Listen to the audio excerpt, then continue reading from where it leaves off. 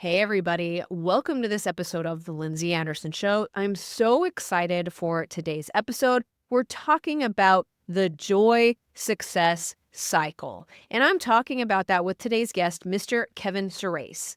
Now, Kevin is well known for his work on Alexa. He's done a lot of AI work, but where his real passion lies right now is the joy success cycle. And in this interview, he shares a really powerful strategy for finding the joy in all of the tasks. Because let's face it, if you approach these tasks and you can find joy in tasks, you're going to end up doing them better. You're going to end up enjoying yourself more. And ultimately, your life will be more joyful. So he shares so much insight on this episode. It reminds me on what I tell individuals that I coach and consult with about social media. When you're going on social media and all you want to do is say, I hate this, I don't want to do this, the last thing I want to do is pull up the camera, then the video on the other side is certainly going to be reflecting that. Where if you show up to do your social media and you're ready and you're happy and you find joy in that, those videos are going to be 10 times better. And so this joy success cycle applies to everywhere in business and in your life. And I'm so excited to interview Kevin. And I'm so excited for you to hear this awesome interview with Kevin.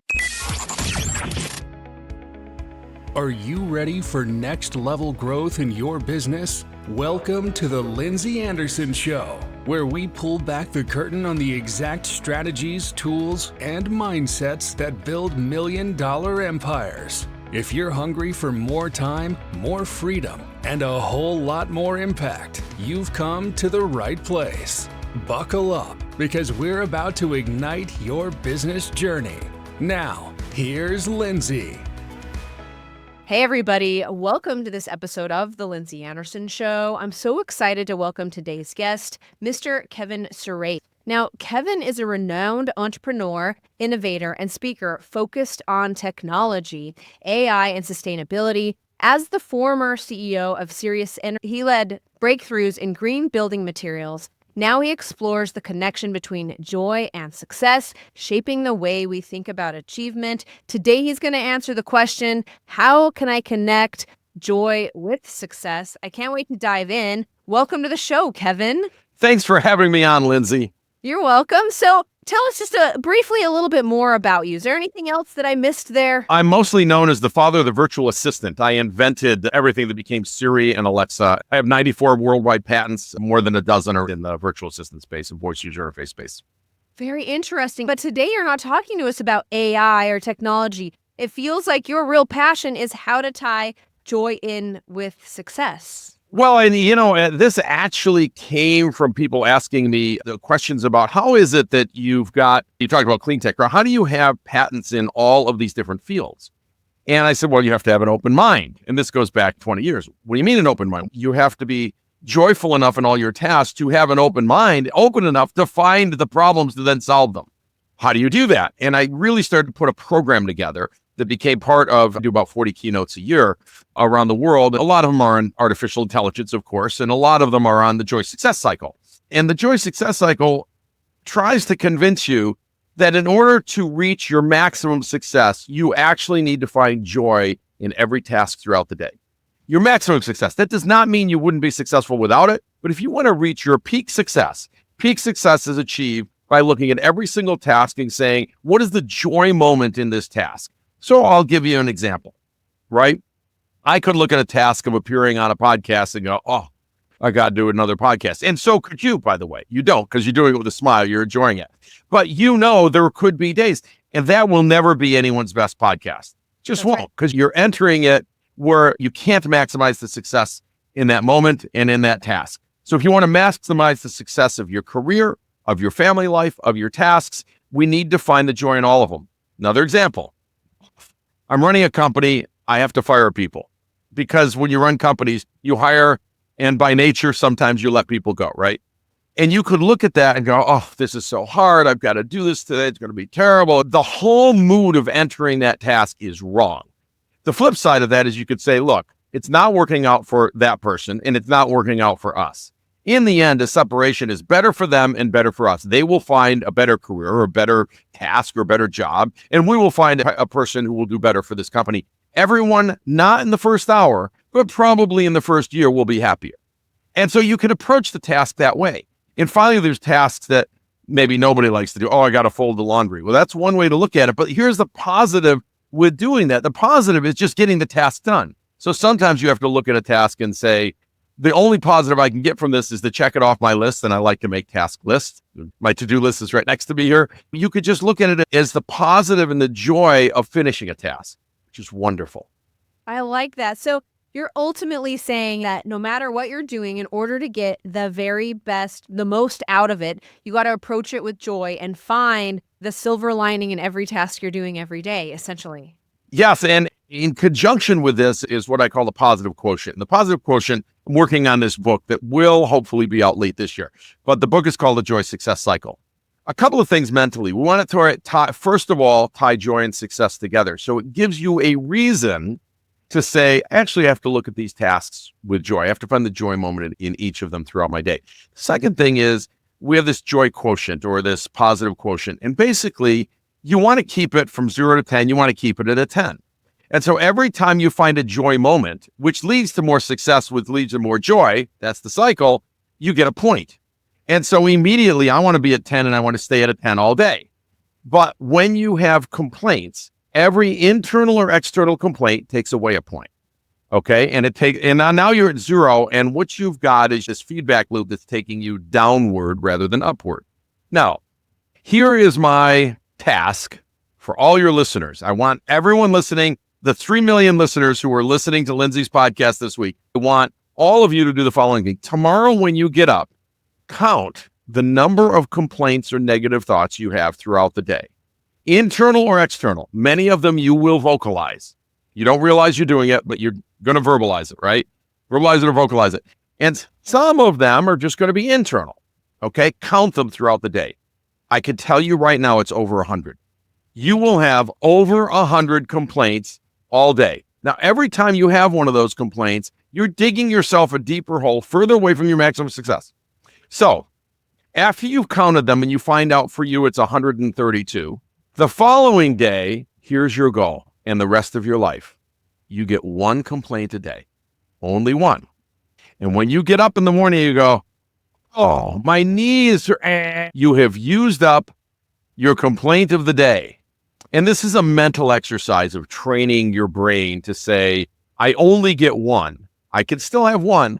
I better save it up. I better really save it for the real complaint of the day, whatever that is, right? I crashed the car. I guess I get to complain about that, even though there's a joy moment in that if you're not hurt, you could probably get a new car. So there's always different ways to look at these things. But this is an important mental training exercise that over some weeks actually gets your mind trained out of looking at everything in the negative, which humans naturally do. We find the negative in everything. And do you know why we do that? Why? Because thousands of years ago, we were trained, and why we're here today is because our ancestors, your relatives, were trained and successfully saw the lion coming at them and ran. And so you were trained for survival to look at all of the worst case scenarios of where you are. It's dark. Something could eat me. There's something maybe around the corner that I could be out of food. Maybe no more food will grow. Maybe it won't rain. Maybe it won't, right? Worry for survival. Well, today we have a grocery store around the corner. It's unlikely we're going to run out of food at the grocery store, right? It's unlikely we have to worry about a lion eating us. Right? There are cases where you don't want to be out 3 a.m. in a particular part of town, but in general, we don't have to worry about that anymore. And yet, we were pre-programmed to worry in that way. And that's unfortunate. So we have to unprogram all of that and say, I don't need to worry about those things. What I need to do is find the joy in every task, not the negative and not the complaint about every task and everything that's coming at me during the day. And I assure you, you will be a different person in weeks than you are today if you follow this program. I love it. And it's interesting you call it a program. Now you have AI behind you. And I have found that what you're teaching here is the human brain is very much a computer program and you're just inserting new programs. Is that what we're talking about here, Kevin? Well, sure. Who controls the way you feel about any given task? Like I have to call this person after this on my list today. I could feel many, many ways about that, but who controls how you feel about it? Lindsay? You do. That's right. Yeah. I control it. Period. Full stop. So if you look at something in the negative way, and then the next thing you look at is a negative, the next thing you look at is a negative, and they're all complaints, you also control that. You made that choice. Once I've given you the plan and the program, you've now made a choice to ignore that. And you've made a choice to say, I don't want to be as successful as I could have been. I'd rather just go through life complaining about my life and complaining about every task. So it's your choice. Nobody's bringing that to you. It's your choice to live that way. And much of this, and I'll tell you a funny story. A good friend of mine is Goldie Hawn, the actress. And Goldie, many, many, many years ago, we're working on a program together. And she said, Kevin, you're one of the only people like me that seems to have unlimited high dopamine. Like we wake up and it's high dopamine. Well, probably if we measured our actual dopamine levels, doesn't work like that, right? Brains are probably not that different. But it seems like I've got high dopamine because I approach everything with excitement and with fervor and with joy and with wanting to learn from it and with curiosity. So I can approach everything with curiosity. I gave again, maybe it was a lousy, but I gave a keynote to a major company recently on Joy Success. And they had me come in because they said, we reorganized all of these areas of our sales organization. Now everyone is on different teams and they're very upset about it. And it's driven the productivity down. It's driven the sales down. And we just don't know what to do. And maybe your Joy Success cycle can help them. And so I went in and said, I understand there's been a reorg. One. And by the way, first of all, let me start with this. Companies reorg. It just comes with the territory. So get over yourselves. Okay. And you go to another company, they will eventually reorg and they'll lay off some people and hire some other and put you on different teams. So get over it. That's the first thing. The second thing is this. I know you loved your old teams and you love the camaraderie and you love what you built there over 5 or 6 or 7 years. And you don't have that anymore, except you could, and it could even be better. So why not look at this team as opposed to, they're new people and I don't like them. Why don't I get to know each person and be curious about what makes them tick? Be curious about learning about their backgrounds and why they're there and what they want to do and how I can work with them. Here's this platter that's empty that you can fill with beautiful fruits, vegetables, and meats that you didn't have in the old team because you already knew all those people. You were done learning there. And now you have a chance to open your mind and learn again and learn anew. And what a great opportunity. And so I gave them the challenge, which is starting tomorrow, you're going to count all of your negatives and all of your complaints. And the following day, you're limited to 1. And that's it. And they talked to me a couple of weeks later and said, this was a miracle. Not everyone followed it, but the people who followed it totally changed their attitude about everything. They started going to lunch and breakfast with these people. They started to learn about them. And then they stopped having complaints because they were limited to 1 a day. And you didn't want to waste your 1 on, I hate this team. Well, don't waste it on that. Go waste it on something useful, right? That's not useful. I like it. And I like how you started the talk with, hey, this is reality, guys. Like, you being upset isn't even going to change this. This is just the way life is. So accept it and make the most of it. Kevin, has it always been this way for you? What inspired you to start talking about this? Was there a time in your life that you weren't like this? That's a very good question. Maybe I was always like this, but I didn't understand the reasons why or the purpose or how I controlled it, right? So not everyone does this. And certainly sometimes to my wife, I probably drive her crazy because I'm Mr. Joy. How can you be so joyful? It's pouring out. I go, yes, but we needed the rain. Isn't that lovely? Yeah. So it could be aggravating, I suppose. But the truth is we get to choose to live our lives, both at work, which is probably half our life, and at home, in the way we choose, in the way we control fully. We control it. And you absolutely can choose to get down this spiral of negativity and you won't achieve the maximum success. So yes, I think mostly I was joyful, but I didn't understand the reasons why I was looking at every task. And once I started to put the program together, I could say, this is what I'm actually doing in my mind. My mind naturally is gravitating to this. I should write this down. Because other people are asking me, how is it that you do that? And I didn't know at first. And then I start writing it down. I go, well, this is actually what I'm doing as a human. I actually look at that and say, what is the joy component of this task? Well, what do you mean? You got to fire someone. There's nothing joyful about it. Yes, there is, for them and for me. They just don't know it yet, even though I'm going to tell them this is a joy moment and that a year from now, they're going to thank me. But today they're not, and I understand that. I accept that, right? I love that. Now, I find it interesting that you use the word joy. I think it's a real underutilized word, but how did you end up with the word joy? It's a great question. Happiness is kind of a state of being, and there's lots of books written on happiness. There are some things written on joy, but I'm looking at these as joy moments. It's not about the joyful life. It's about joy moments. I need to find the joy, the positiveness in every moment from my normal workday. Now, let me separate that from you've had a death in the family or someone got diagnosed with cancer. That's not what I'm talking about. I understand there's a whole cycle you have to go through of pain and understanding and caring and disappointment and all those things. Do those, right? So we're really talking about the other 99% of your time on earth, which is we pretty much get up and do our day, right? That's our day. And so this is about that 99% of the time. It's not about the time when the relative has passed away and it's a very sad time and you need to live that and own that and then come back out of it and get back on the program, right? So just like AA is a program that you learn the program, you do the 12 steps and you live those 12 steps. This is kind of like that. It's like I'm going to change my life, and this isn't about drinking or smoking or drugs or something else. It's actually more important at some level because it's how do I control how I look at everything? And do I need to look at everything the way I was when I was a caveman? Or is this a modern world and I can look at it quite differently now? I love it. I love it. What is the biggest myth around joy that you've encountered? Yeah, I think, first of all, people tie it to happiness, and I think they're very different, right? Again, happiness is, oh, I'm happy in my life. That's great. That could be that you've married the right person. It could be you love your children. It could be, that's great. But you could be happy in your life and still complain about every task during the day, which won't lead you to maximum success.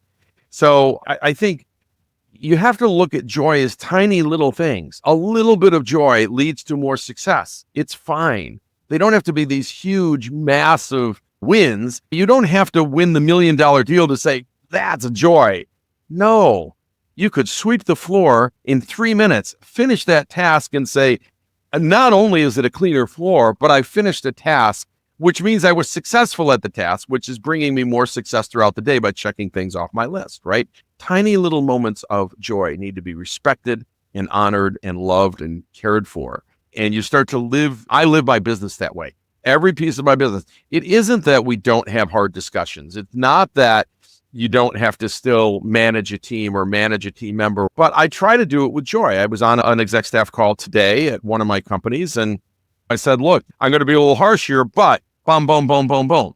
But I don't want people to think that I'm not bringing joy to this desk and that I'm not a nice human.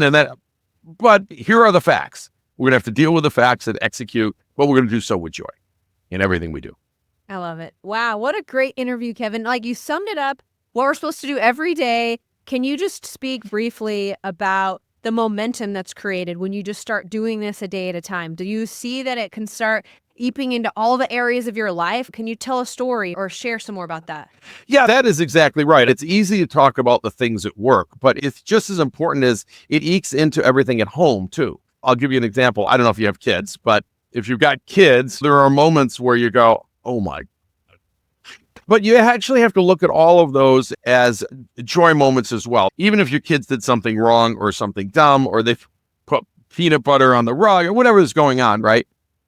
They're learning, and that's joyful. That is how they learn. And we did that too, right? As kids, you call your sister names, you put peanut butter in the VCR. There's no VCRs anymore, but you get the point. These are the things kids do. They spill their things. And of course, we want to yell at them, and I get that. But the point is, there's actually joy in them learning those things because they have to do those things to learn that it's not acceptable to do those things.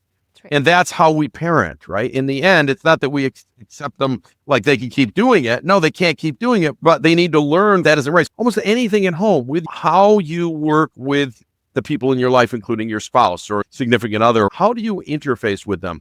Do you really want to complain about all the things that are different in what you could?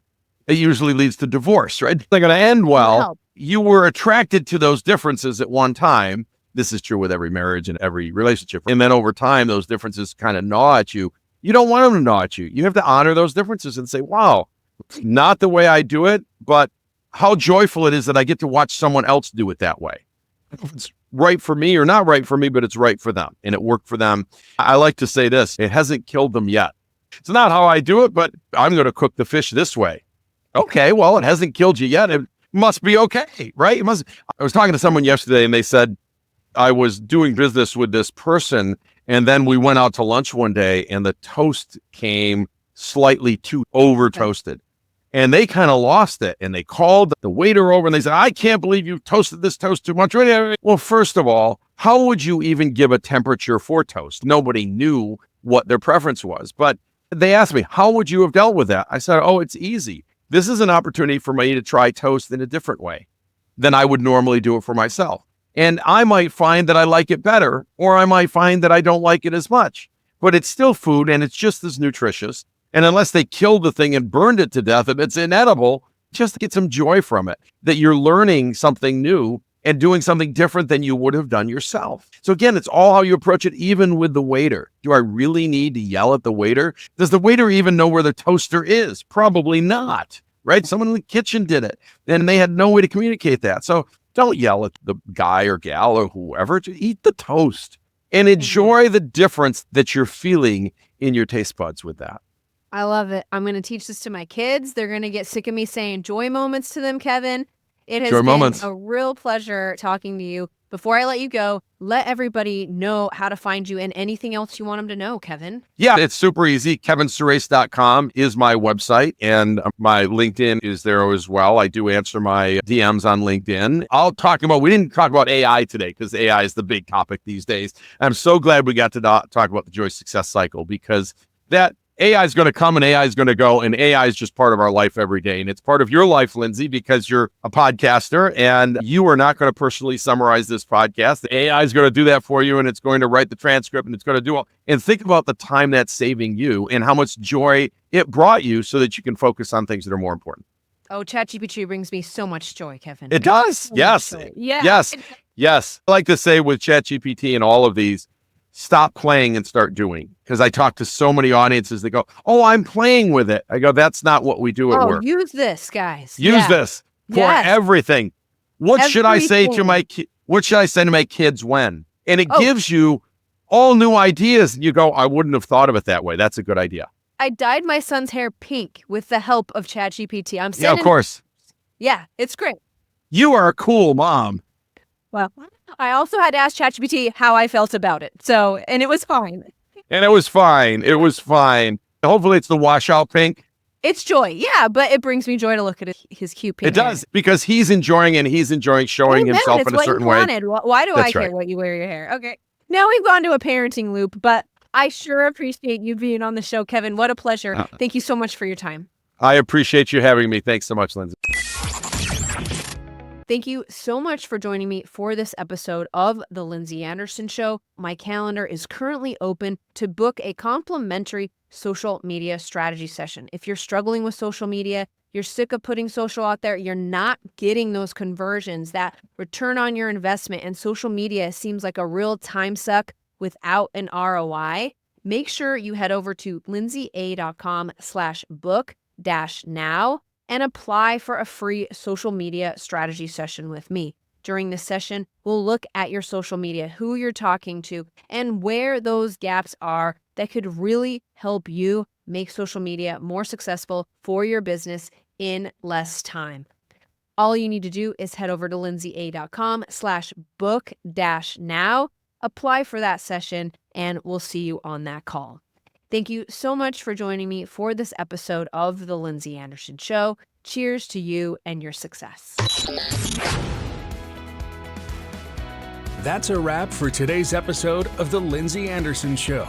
If you loved this episode, don't forget to subscribe, leave a review, and share how you're leveling up your business. Want more? Connect with Lindsey Anderson and get the tools you need to crush your goals at lindseya.com. Until next time, keep pushing, keep growing, and turn those business dreams into reality.